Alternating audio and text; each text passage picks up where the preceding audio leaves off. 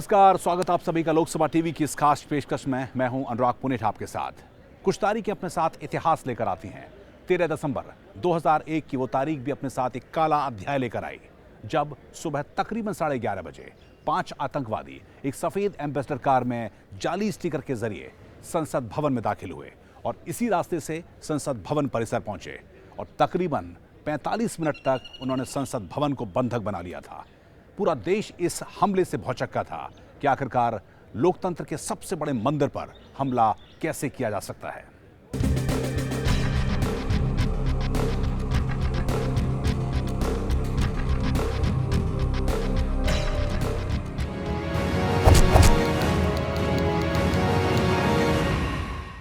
संसद भवन के इसी गेट से आतंकवादी संसद भवन परिसर में घुसते थे। उनके निशाने पर गेट नंबर 12 था और गेट नंबर 1 जो संसद भवन का मुख्य द्वार है। आतंकवादियों ने दोनों गेट से संसद में घुसने की कोशिश की, लेकिन सुरक्षा कर्मियों ने उसने घुसने नहीं दिया और मार गिराया। पूरा ऑपरेशन गेट नंबर 1 से लेकर 9 नंबर के बीच चला। सारे आतंकवादी 1 नंबर से लेकर 9 नंबर गेट के बीच मारे गए और कोई भी आतंकवादी संसद भवन के इस मुख्य इमारत में प्रवेश नहीं कर सका। 13 दिसंबर 2001 ये वो दिन था जब जैश ए मोहम्मद के 5 आतंकवादियों ने देश के लोकतंत्र के सबसे बड़े मंदिर यानी संसद भवन पर हमला किया था।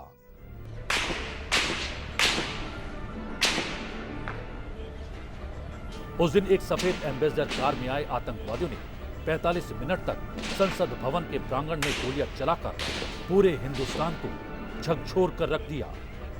ये पाकिस्तान की भारत के लोकतंत्र के मंदिर को नुकसान पहुंचाने की साजिश थी, लेकिन हमारे सुरक्षा कर्मियों ने अपनी जान की परवाह न करते हुए इन आतंकवादियों के मंसूबों पर पानी फेर दिया।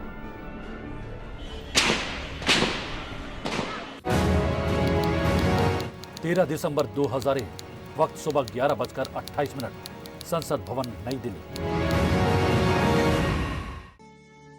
संसद के शीतकालीन सत्र की सरगर्मी तेज थी।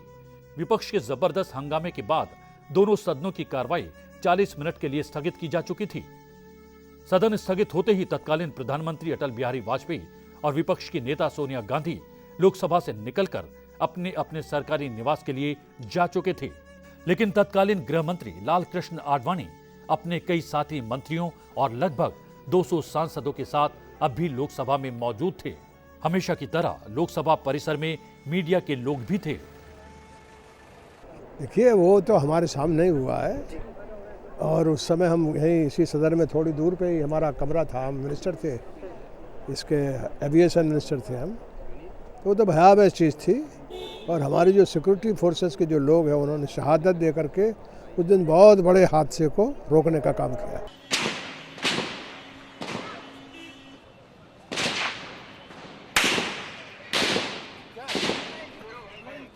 दुनिया के सबसे बड़े लोकतंत्र के मंदिर पर आतंकियों ने बड़ा हमला बोल दिया था।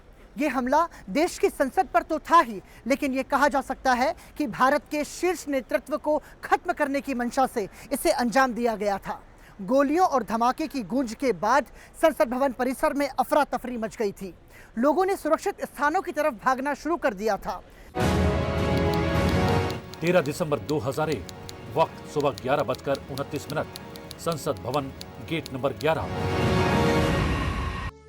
तत्कालीन उपराष्ट्रपति कृष्णकांत संसद से अपने सरकारी आवास के लिए निकलने वाले थे, इसलिए संसद परिसर के वायरलेस पर यह आदेश दिया गया कि उपराष्ट्रपति की कारों का काफिला अपनी तय जगह पर खड़ा हो जाए। ये जगह थी संसद भवन के गेट नंबर 11 के सामने की। इस आदेश के चंद ही सेकंड में उपराष्ट्रपति के काफिले की सारी गाड़ियां आकर गेट नंबर 11 के सामने लग गईं। उपराष्ट्रपति कृष्णकांत के कार के काफिले में तैनात सुरक्षाकर्मी सदन से उनके बाहर आने का इंतजार कर रहे थे, क्योंकि उपराष्ट्रपति किसी भी वक्त बाहर आने ही वाले थे। ठीक उसी वक्त गृह मंत्रालय के पास लगी एक सफेद एम्बेसडर कार संसद भवन की ओर दौड़ती चली आ रही थी। घनघनाती हुई लाल बत्ती और सायरन की आवाज, किसी भी शक की गुंजाइश ही नहीं थी। ये कार विजय चौक से बाएं घूमकर संसद की तरफ बढ़ने लगी और संसद भवन परिसर में अचानक तेज रफ्तार से दाखिल हो गई।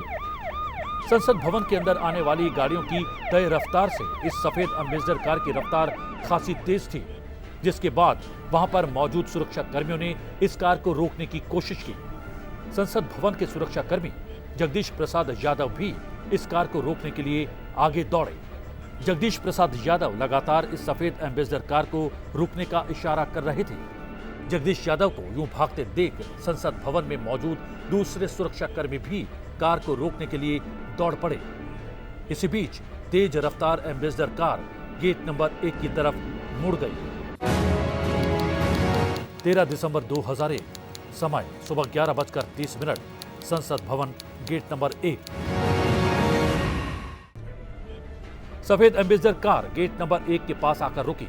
इससे पहले कि लोग कुछ समझ पाते तभी कार के दरवाजे एक साथ खुलते हैं और कार में बैठे 5 आतंकवादी पलक झपकते ही गाड़ी से बाहर निकल पड़ते हैं और अंधाधुंध गोलियां बरसाना शुरू कर देते हैं।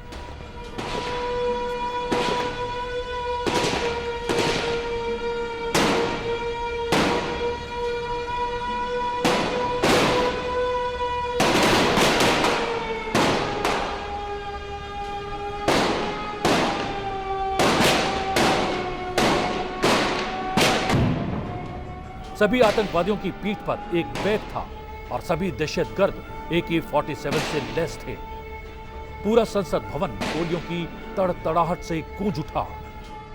संसद भवन पर जिस समय आतंकवादी हमला हुआ उस समय उप प्रधानमंत्री लालकृष्ण आडवाणी, रक्षा मंत्री जॉर्ज फर्नांडिस, संसदीय कार्य मंत्री प्रमोद महाजन सहित करीब 200 से ज्यादा सांसद उस समय इस सदन में मौजूद थे। भारतीय इतिहास में ये वो दिन था जब पहली बार आतंक लोकतंत्र की दहलीज पार कर चुका था। इसी दौरान आतंकवादियों की गोलियों का शिकार सबसे पहले वो सुरक्षाकर्मी बने जो आतंकियों की कार को रोकने की कोशिश कर रहे थे। इस वक्त तक भी संसद भवन में मौजूद लोगों को समझ में नहीं आ रहा था कि आखिरकार इस गहमा-गहमी और भागदौड़ के पीछे की वजह क्या है। इसी बीच गोलियों की तड़तड़ाहट के बीच एक धमाके की आवाज से संसद भवन गूंज उठा। इस धमाके से अब तक ये तो तय हो चुका था कि दुनिया के सबसे बड़े लोकतंत्र के मंदिर पर आतंकवादियों ने बड़ा हमला बोल दिया है। गोलियों और धमाकों की गूंज के बाद संसद भवन में चारों तरफ अफरा तफरी मच गई। संसद भवन में मौजूद लोगों ने सुरक्षित स्थान की तरफ भागना शुरू कर दिया। गोलियों की सबसे ज्यादा आवाज गेट नंबर 11 की तरफ से आ रही थी। पांचों आतंकी अब भी सफेद एम्बेसडर कार के आसपास से ही गोलियां और ग्रेनेड बरसा रहे थे। इसी बीच संसद भवन के सुरक्षाकर्मी, दिल्ली पुलिस और CRPF के जवान गेट नंबर 11 पर मोर्चाबंदी कर लेते हैं, जिसके बाद दोनों तरफ से गोलियां चल रही थी। इस बीच संसद भवन में मौजूद तत्कालीन गृह मंत्री लालकृष्ण आडवाणी और तत्कालीन रक्षा मंत्री जॉर्ज फर्नांडिस को भी इस बड़े हमले की जानकारी दी जा चुकी थी। लिहाजा लालकृष्ण आडवाणी, जॉर्ज फर्नांडिस समेत सदन में मौजूद सभी मंत्रियों को सदन के अंदर ही महफूज जगहों पर ले जाया गया। उस समय जब हमला हुआ था तो जब मेरी गाड़ी यहाँ उतरी थी तो मेरी गाड़ी पर भी गोली चली थी और मैं अपनी गाड़ी के नीचे लेट गया था। और उसके बाद जब गोली चलना बंद हुई तो गाड़ी खोल करके सीधे केंद्रीय कक्ष में भाग गया।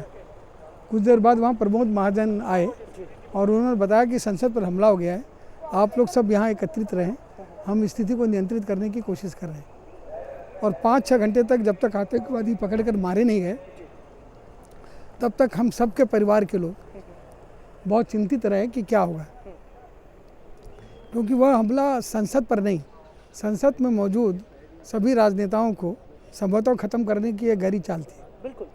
और अगर वो अपने चाल में कामयाब होते तो हिंदुस्तान नेतृत्व विहीन हो जाता रातों रात और बहुत बड़ा एक राजनीतिक संक्रमण देश में आता। उसके बाद सदन की तरफ जाने वाले तमाम दरवाजों को बंद करके सुरक्षा कर्मियों ने अपनी पोजीशन ले ली। उधर गेट नंबर 11 पर सुरक्षा कर्मी आतंकवादियों से जमकर लोहा ले रहे थे। अब तक सुरक्षाकर्मी पूरी तरह से हरकत में आ चुके थे। सुरक्षाकर्मियों ने संसद भवन परिसर को चारों तरफ से घेर लिया था। आतंकी हमले में अंधाधुंध गोलीबारी के बीच घायल हुए लोगों की जान बचाना भी सुरक्षाकर्मियों के लिए कड़ी चुनौती बनता जा रहा था। इसी दौरान एक आतंकी गोलियां चलाता हुआ गेट नंबर 1 की तरफ भागता है, जबकि बाकी 4 आतंकवादी गेट नंबर 12 की तरफ बढ़ने की कोशिश करते हैं। पांचों लगातार गोलियां बरसाते हुए सदन के दरवाजे की तरफ बढ़ने की कोशिश करते हैं, लेकिन सुरक्षाकर्मी पहले से ही सदन की ओर जाने वाले हर दरवाजे पर पोजीशन लेकर आतंकियों से लगातार लोहा ले रहे थे। इसी बीच एक आतंकवादी जो फायरिंग करते हुए गेट नंबर 1 की तरफ बढ़ा था, अचानक सुरक्षा कर्मियों की गोलियों का शिकार हो जाता है। गोली लगते ही आतंकी गेट नंबर 1 के गलियारे के पास गिर पड़ता है। आतंकी पूरी तरह से लहूलुहान था और इस दहशतगर्द को ये एहसास हो चुका था कि अब वो पूरी तरह से फंस चुका है। लिहाजा इस आत्मघाती आतंकी ने खुद को बम से उड़ा दिया। एक आतंकी के मरने के बाद अब भी 4 आतंकी जिंदा थे और वो संसद भवन परिसर में लगातार फायरिंग को अंजाम दे रहे थे।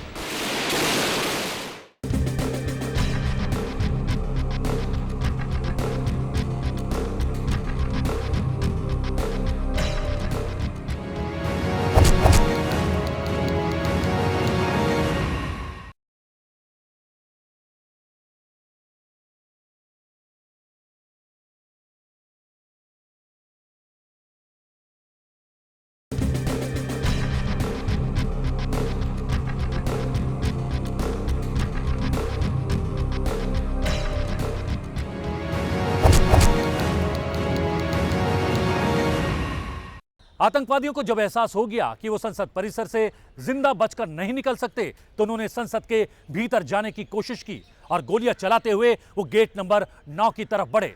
लेकिन गेट नंबर 9 पर मुस्तैद सुरक्षा कर्मियों ने उनको घेर लिया।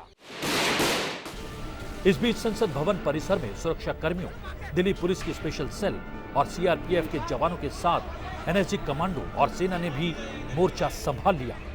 इन सभी लोगों ने एक साथ मिलकर आतंकियों को पूरी तरह से घेरने के लिए ऑपरेशन को अंजाम देना शुरू कर दिया। घबराहट में अब चारों आतंकवादी इधर उधर छुपने का ठिकाना ढूंढने लगे। इसी बीच गेट नंबर 5 की तरफ भागता हुआ एक और आतंकी सुरक्षा कर्मियों की गोलियों से ढेर हो चुका था। अब तो 3 बचे आतंकवादियों को भी ये एहसास हो चुका था, अब वो संसद भवन परिसर से जिंदा बचकर नहीं निकल सकते। लिहाजा इन्होंने भी संसद के अंदर जाने की आखिरी कोशिश की और गोलियां बरसाते हुए गेट नंबर 9 की तरफ बढ़ने लगी। लेकिन आतंकवादियों से लोहा ले रहे सुरक्षा कर्मियों ने तीनों दहशतगर्दों को गेट नंबर 9 के पास ही घेर लिया। गोलियां चलाते, हैंड ग्रेनेड फेंकते आतंकवादी गेट नंबर 9 की तरफ बढ़े। उस वक्त तत्कालीन गृह मंत्री लाल कृष्ण आडवाणी, अन्य मंत्री और 200 के करीब सांसद मेन बिल्डिंग में ही मौजूद थे। आतंकवादियों का एक ही मकसद था, संसद के भीतर प्रवेश करना। 13 दिसंबर 2001, वक्त सुबह 12:10, संसद भवन गेट नंबर 9। अब आतंकवादियों के खिलाफ पूरा ऑपरेशन गेट नंबर 9 के पास ही सिमट गया था। आतंकियों पर जबरदस्त जवाबी फायरिंग भी जारी थी। सुरक्षा बलों की लगातार हो रही गोलाबारी से तीनों आतंकी जख्मी हो चुके थे, लेकिन वो लगातार आगे बढ़ते जा रहे थे।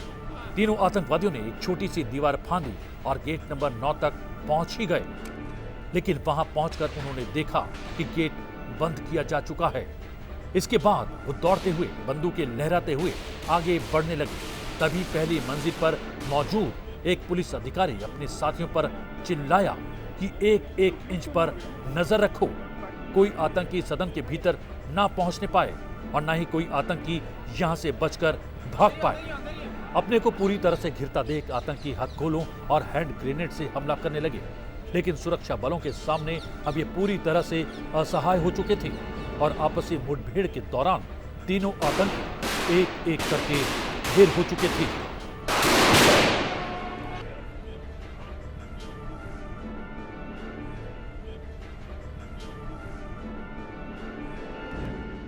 तेरह दिसंबर को आतंकवादी संसद भवन के इस परिसर में तो प्रवेश कर गए, लेकिन संसद भवन की इस मुख्य इमारत में प्रवेश नहीं कर पाए, क्योंकि संसद सेवा सुरक्षा के कर्मी उनके सामने दीवार बन के खड़े हो गए थे। सभी मुख्य द्वार बंद कर दिए गए और आतंकवादियों को मार गिराया गया।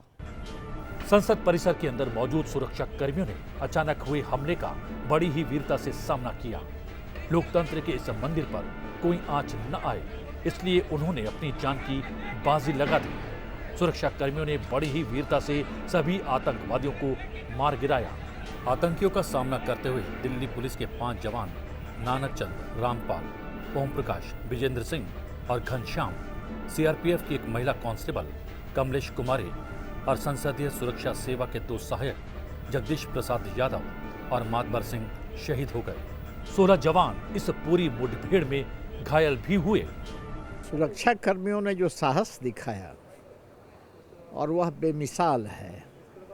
जिंदगी की परवाह किए बिना इस देश के स्वाभिमान का, इस देश के व्यवस्था का प्रतीक भारतीय संसद अक्षुण्ण रहे, इसको कोई नुकसान नहीं हो जाए। नुकसान हो जाए तो अपने जीवन का नुकसान हो जाए, लेकिन इस देश के जो सम्मान का प्रतीक है, इस देश के व्यवस्था का प्रतीक है, इस देश को चलाने का जो हकदार है, उसको उन लोगों ने बचाया। सर, मैं उनको प्रणाम करता हूँ, उन सब जवानों को। उनके लिए जितने शब्द अच्छे हो वो कहे जाने चाहिए। वो तो बहादुर लोग थे, जो चाहे यहाँ पर हो, चाहे वो सीमा पे लड़ रहे हो, चाहे वो किसी भी एरिया में लड़ रहे हो, वो बहादुरों को तो सलामी करना चाहिए, प्रणाम करना चाहिए। आतंकवादियों ने लगातार 45 मिनट तक गोलियों की बौछार करते हुए लोकतंत्र की आत्मा को आहत कर दिया। इतना ही नहीं, वो अपने नापाक इरादों के साथ संसद की दहलीज तक पहुंच गए, लेकिन जवानों ने डटकर मुकाबला किया और सभी दहशतगर्दों को ढेर कर दिया। सभी आतंकवादियों के मारे जाने के बावजूद सुरक्षा बल अभी कोई रिस्क नहीं लेना चाहते थे। अब तक सभी सुरक्षा कर्मियों ने संसद और आसपास के इलाकों को पूरी तरह से घेर लिया था और चप्पे चप्पे की जांच में जुट गए। जांच के दौरान आतंकवादियों की कार से सुरक्षा कर्मियों ने करीब 30 किलो आरडीएक्स बरामद किया। इतनी बड़ी मात्रा में आरडीएक्स मिलने के बाद ये अंदाजा लगाना कोई मुश्किल काम नहीं था कि अगर आतंकी इस कार में धमाका करने में कामयाब हो जाते तो आखिरकार क्या होता। सुरक्षा बलों को पूरी तरह से तसल्ली करने में काफी देर लगी। वो अब भी किसी तरह का जोखिम नहीं लेना चाहते थे। हर किसी की एक बार फिर से जांच की गई। संसद परिसर से निकलने वाली हर कार की भी तलाशी ली जा रही थी। जिन कारों पर संसद का स्टिकर लगा था, उन्हें भी पूरी तरह से छानबीन करके ही बाहर जाने की इजाजत दी जा रही थी। एक एक शख्स की पहचान सुनिश्चित की जा रही थी। जब सुरक्षा में जुटे लोग पूरी तरह से संतुष्ट हो गए कि अब खतरा नहीं है, तब सांसदों और मीडिया के लोगों को एक एक करके बाहर निकालने का काम शुरू हुआ। दोपहर तकरीबन 11:30 बजे के करीब हमले के बाद मचे हड़कंप को थमते थमते शाम हो गई। संसद पर हमले की घिनौनी साजिश रचने वाले मुख्य आरोपी अफजल गुरु को दिल्ली पुलिस ने गिरफ्तार किया। आतंकवादियों ने संसद पर हमला किया। गोलियों की बौछार लगातार हो रही थी। जवानों ने लगातार करारा जवाब दिया और सभी दहशतगर्दों को मार गिराया। यह ऑपरेशन खत्म होते होते शाम हो गई और इसके बाद पकड़ा गया उस मास्टरमाइंड को जिसका नाम था अफजल गुरु। संसद पर हमले की साजिश रचने के आरोप में सुप्रीम कोर्ट ने 4 अगस्त 2005 को अफजल गुरु को फांसी की सजा सुनाई। 3 अक्टूबर 2006 को अफजल की पत्नी तबस्सुम ने राष्ट्रपति के पास दया याचिका दाखिल कर दी। राष्ट्रपति प्रणब मुखर्जी ने अफजल की दया याचिका खारिज कर दी और सरकार ने आखिरकार उसे 9 फरवरी 2013 को फांसी देकर हमले में शहीद हुए बहादुरों को सही मायने में श्रद्धांजलि दी।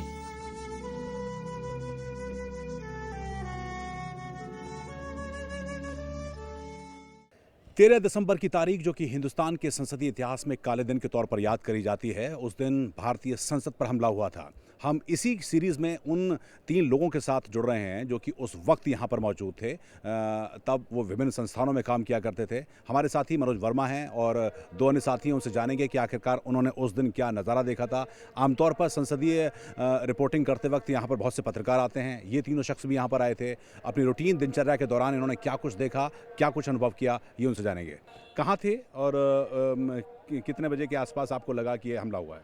अनुराग जी, उस दिन मैं और मेरे दोनों साथी इसी संसद भवन के पास जो मुख्य द्वार है यहाँ पर हम लोग थे और करीब 5 संसद जो थी वो समय स्थगित हो गई थी और हम लोग वापस अपने ऑफिस के लिए जा रहे थे, लेकिन एक ख्याल आया कि एक बार उस समय के संसदीय कार्य मंत्री प्रमोद महाजन जी से मिल लिया जाए, जो एक ब्रीफिंग किया करते थे कि संसदीय कार्यों के बारे में बताया करते थे। तो उसके लिए जैसे ही हम लोग करीब 11:30 बजे के आसपास लौटे होंगे, तभी गोलियों की एकदम आवाज़ आने लगी। किसी को समझ नहीं आ रहा था कि हो क्या रहा है, एकदम भगदड़ की स्थिति यहाँ मची हुई थी। आशुतोष जी, आपका क्या अनुभव था? कहाँ थे आप उस दौरान और कब आपको लगा कि हमला हुआ है? कुछ अनयूजुअल लगा उस दौरान? सच बोलिए तो उस समय किसी को पता नहीं था, क्योंकि किसी ने आशा नहीं की थी कि पार्लियामेंट पे टेररिस्ट अटैक हो रहा होगा। तो लगा कि गोली छूटी है। अब यहाँ पर कबूतरों का बहुत, आप जानते हैं कि आजकल कुछ इंतजाम किए गए हैं उसके। उस समय में तो हर दीवार के हर कोने में कबूतर होते थे और एक बार कबूतर उड़ने लगे, लगा क्या है, कहीं कबूतर उड़ाने के लिए ही किया गया, किसी को पक्षी को मारने के लिए किया, किसी को पता नहीं था। ये करीब 10 मिनट तक तो यही माहौल रहा कि हमें पता ही नहीं था कि एग्जैक्टली हो क्या रहा है। यहाँ पर दिल्ली पुलिस का सिपाही होता था मुख्य दरवाजे पे, वीर सिंह।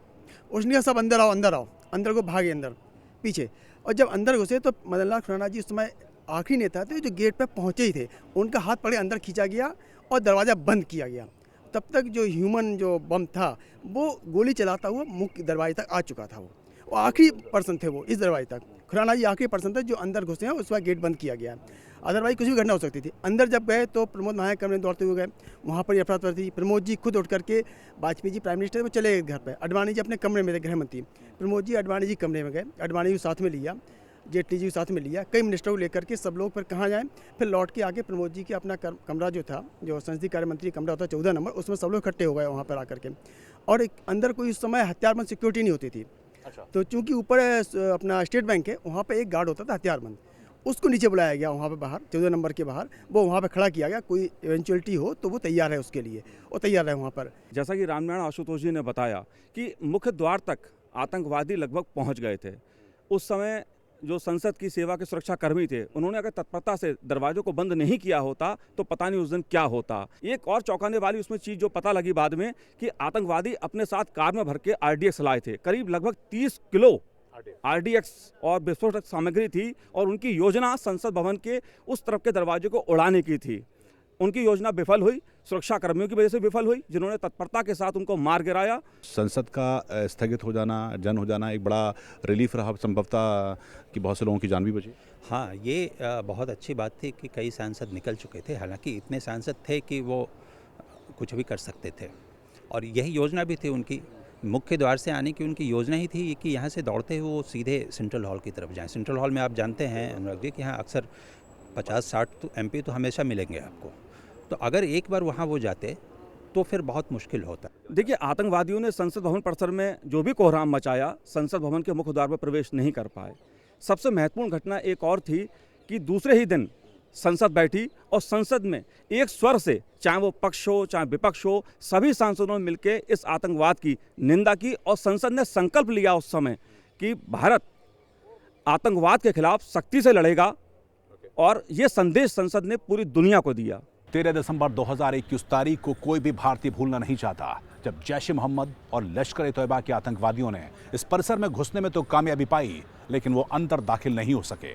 सुरक्षा कर्मियों ने अपनी जान की बाजी लगाकर उनके मंसूबों को नाकामयाब किया था। हमारी ये कोशिश उन वीर सपूतों को श्रद्धांजलि देने की है जिन्होंने अपनी जान देकर इस संसद भवन के परिसर को सुरक्षित रखा था, क्योंकि अंदर देश का शीर्ष नेतृत्व मौजूद था। इस खास पेशकश में इतना ही। हमको दीजिए इजाजत। नमस्कार।